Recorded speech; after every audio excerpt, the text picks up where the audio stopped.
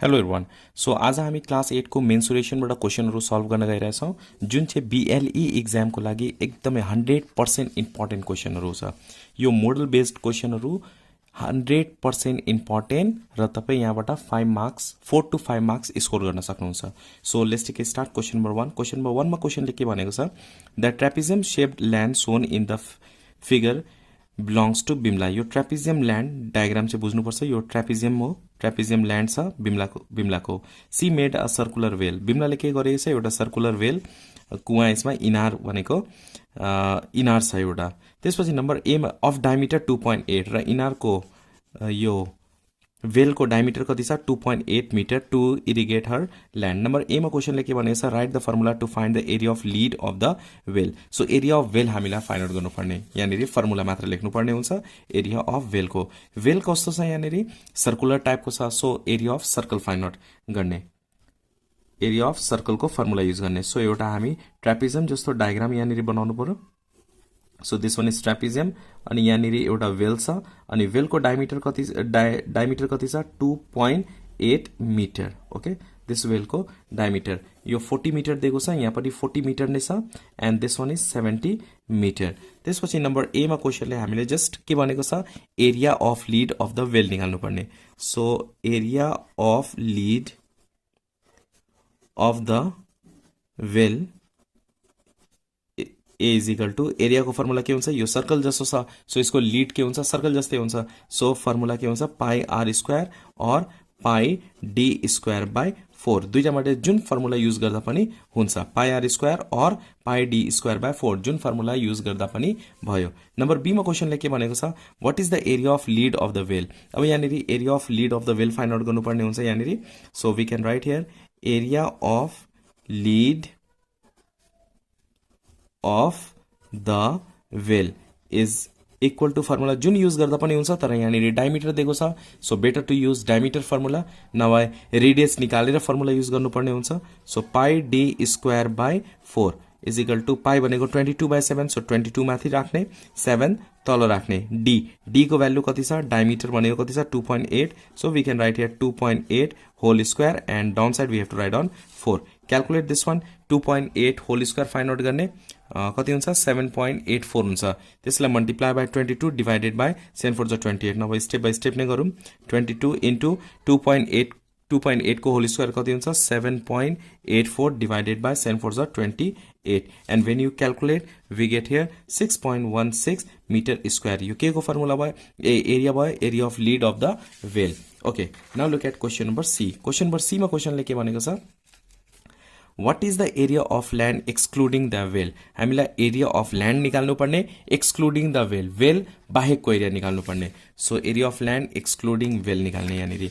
So सीमा हामी के गर्छौँ, first of all we have to find out area of land, त्यसपछि एक्सक्लुडिङ वेल निकाल्दाखेरि एरिया अफ वेल के गर्ने, सब्ट्र्याक्ट गरिदिने। सो एरिया अफ ल्यान्ड, अब ल्यान्ड कस्तो छ, ट्रेपिजियम छ। So area of trapezium formula use गर्ने यहाँनिर पहिला।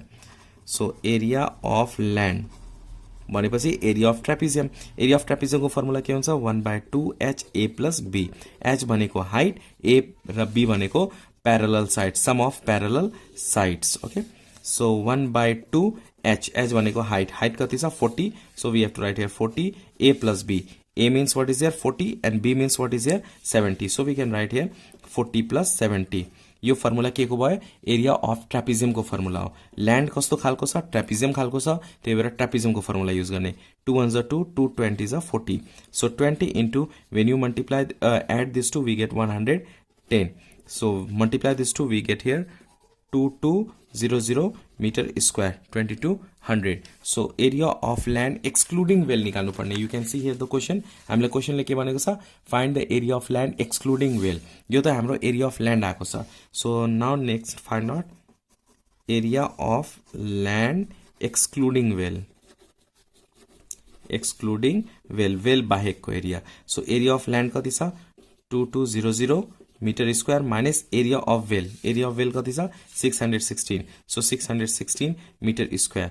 यो area of trapezium, area of land भयो, minus area of well, subtract गरिदिने। When you subtract we get here 2193.84 metre square. So area of land excluding well कति आएको छ 2193.84 metre square. त्यसपछि नम्बर डी, नम्बर डीमा क्वेसनले के भनेको छ, क्वेसन हेर्नु होला मजाले, you can see here the question. Question number डीमा क्वेसनले भनेको छ Bimala wanted to fence by the wire one round. अब बिमलाले के वान्ट गरेको छ, के उसको चाहना छ, त्यो ट्रापिजम जुन ल्यान्ड छ, यो जुन ट्रापिजम ल्यान्ड छ त्यो चारतिर के गर्ने, वायर पुट गर्ने, एक रन मात्र, एक फन्का मात्र वायर पुट गर्ने। If she asked whether 195 metre is enough or not, 195 metre enough हो कि होइन उसले सोधेको छ। Write you answer with reason भनेपछि वन फन्का चारतिर वायर लगाउनु भनेको पेरिमिटर निकाल्नु। अब पेरिमिटर निकाल्दाखेरि सम अफ अल साइड्स हुन्छ, तर यहाँ तीनटा साइड मात्र दिएको छ 1 2 3। अब यो साइड हामीलाई निकाल्नु पर्ने, यो साइड कसरी निकाल्ने, look at here and then we have to find out perimeter. पहिले यहाँनिर डायग्राम बनाऊँ, वेल बाहेकको डायग्राम बनाउने, वेल बनाउनु परेन। यो 40 मिटर दिएको छ, यो पनि 40 मिटर दिएको छ, अनि यो टोटल कति छ 70 मिटर दिएको छ। हामीलाई यो फाइन्ड आउट गर्नुपर्ने, पेरिमिटर फाइन्ड आउट गर्नलाई। अब कसरी गर्ने, एउटा लाइन ड्र गरिदिने, पर्पेन्डिकुलर लाइन, यहाँ 90 हुन्छ, पर्पेन्डिकुलर लाइन ड्र गर्दा माथि 40, यहाँदेखि यहाँसम्म कति छ 40 छ भने यहाँदेखि यहाँसम्म पनि के हुन्छ 40 नै हुन्छ, र यहाँदेखि यहाँसम्म कति भयो टोटल 70 छ, 70 मा 40 सब्ट्र्याक्ट गरिदिने, यो कति भयो 30। अब यो 40 छ भने यो पनि के हुन्छ 40 हुन्छ, भनेपछि यो 90 को अगाडि यो h, यो p र b। So here p is equal to कति हुन्छ 40 metre, b is equal to 30 metre. अब h फाइन्ड आउट गर्ने, इन फ्रन्ट अफ 90 भनेको hypotenuse, h is equal to formula के हुन्छ p square plus b square. p को value कति छ 40, so we can write 40 whole square plus 30 whole square. 40 square भनेको 1600 plus 30 square भनेको 900। When you add we get here 2500। अब root under 2500 कति हुन्छ 50 मिटर। सो यो पार्ट कति आयो 50 मिटर। फोर्थ साइड आइसक्यो। अब पेरिमिटर फाइन्ड आउट गर्ने। पेरिमिटर भनेको के हो sum of all sides. So perimeter is equal to add all 40 plus 40 plus 70 plus 50। So 40 plus 40 plus 70 plus 50 यो एड गर्दा 40 प्लस 40 कति हुन्छ 80, 80 प्लस 70 150, 150 प्लस 50 कति हुन्छ 200 मिटर। बिमलासँग कति छ 195 मिटर। So 195 metre is not sufficient to fence the road land. So we can write here therefore 195 meter of wire is not sufficient to fence one run of land.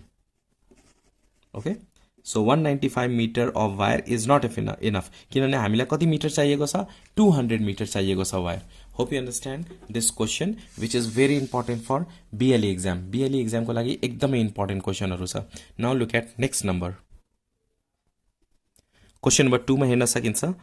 In the adjoining figure land of parallelogram shaped belongings to Kamal. अब यो land को shape कस्तो छ parallelogram छ। In the field there is a swimming pool of radius 14 meter. र त्यो land को यहाँनिर साइडमा के छ एउटा स्विमिङ पुल छ र स्विमिङ पुल को रेडियस कति छ 14 मिटर छ र स्विमिङ पुल कस्तो शेपमा छ सर्कलको शेपमा छ। अब क्वेशन नम्बर ए मा हेर्नुस् question number 2A। Question number 2A मा के भनेको छ find the area of land occupying by swimming pool. अब स्विमिङ पुलले कति एरिया अकुपाई गरेको छ कति स्पेस ओक्टेको छ त्यसको क्षेत्रफल निकाल्नु पर्ने एरिया निकाल्नु पर्ने। सो यहाँनिर रेडियस कति छ रेडियस अफ स्विमिङ पुल और रेडियस अफ पुल जे लेख्दा पनि भयो r is equal to 14 metre. हामीले क्वेशनले के भनेको छ एरिया निकाल्न। सो एरिया अफ पुल और स्विमिङ पुल जे लेख्दा पनि भयो फर्मुला के हुन्छ पाई r स्क्वायर और पाई d स्क्वायर बाई 4 हुन्छ। त्यो चाहिँ डायमिटर दिएको बेलामा पाई d स्क्वायर बाई 4 लेख्ने।